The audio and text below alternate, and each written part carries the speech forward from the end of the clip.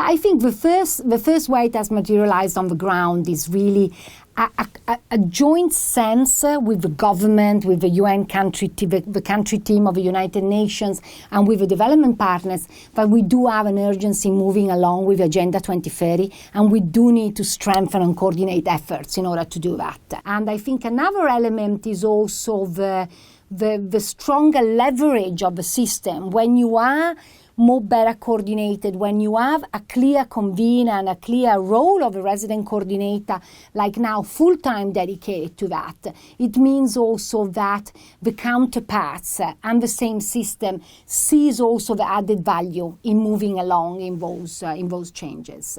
We got 10 years to achieve SDGs. We are not seeing great progress. There is a lot of limitation from the fiscal side, from the political side, in Costa Rica as in other countries. So we do need to leverage better the advocacy and the work that we do with civil society, with private sector, with others, in really pushing for a critical and systematic approach, especially to the people, to leaving no one behind.